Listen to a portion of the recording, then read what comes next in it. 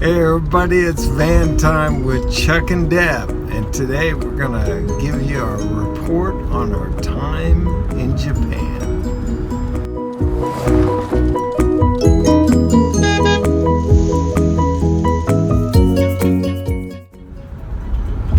So we had a great time with David and Danielle and the rest of the folks in Japan. It was an exceptional time. So, hon, what was your favorite part of the trip? Well, I had never been to Japan before, so it was really neat to see the country and the people. And we got there at the end of the cherry blossom tree blooming, so that was pretty cool. Yeah. And it was fun being with Bud and Denise Abbott, our teammates, as we went over to train. We did a mid-level down in Nagoya, and then we did a 4-day, easy for me to say, right? We did a 4-day intensive in Tokyo, and people were just extremely hungry and teachable. The missionaries there were ready to learn. They put into practice the things that we taught them immediately. In fact, one of the guys was a pastor at a Japanese church.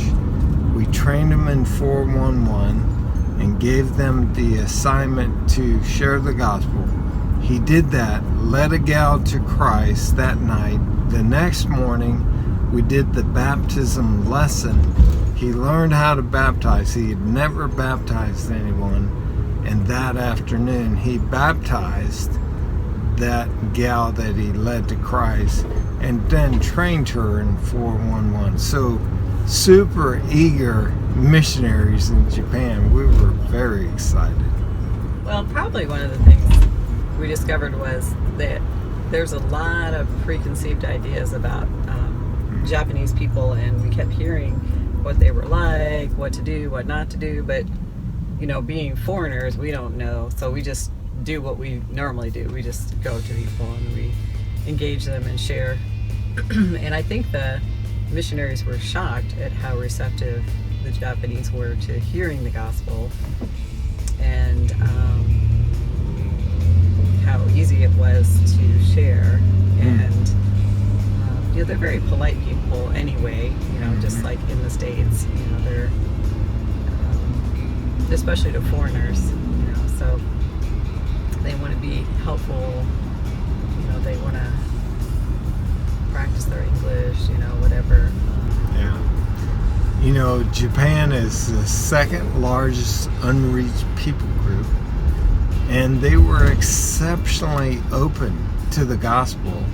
And most of the people that we heard, they said they'd never heard this before. So, exceptionally open, second largest people group, unreached people group, and they've never heard the story. So I'm kind of wondering, what are we doing? Why aren't more people going to Japan as missionaries? So anyways, and maybe it's just a season where there's exceptional openness. Our stats for sharing to conversion, we had 2 people make professions of faith. One of them actually got baptized. They're better than they are here in the States. So we're like, wow, we need to get some people to Japan. Yeah, David's asked, when you come to Japan? I said, don't tempt me.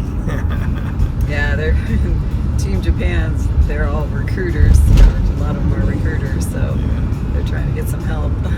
Yeah. There are these ideas of what you can and can't do when you engage people, but really when you just start doing it, you discover that maybe those things are not as important as obeying Jesus.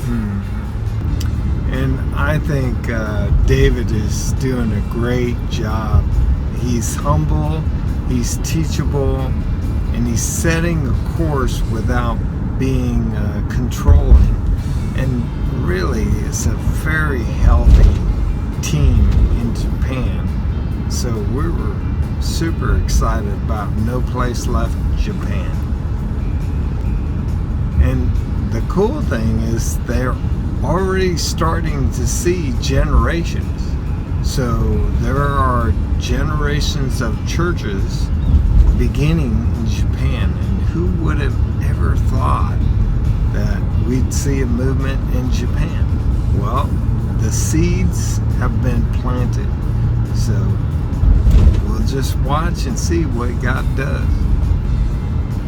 So we really appreciate you praying for our time in Japan. And hey, if you enjoyed this update, pass it on to your friends.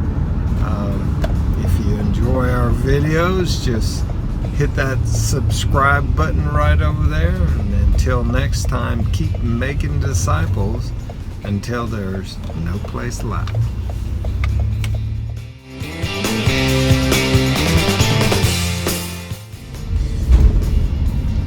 We are recording.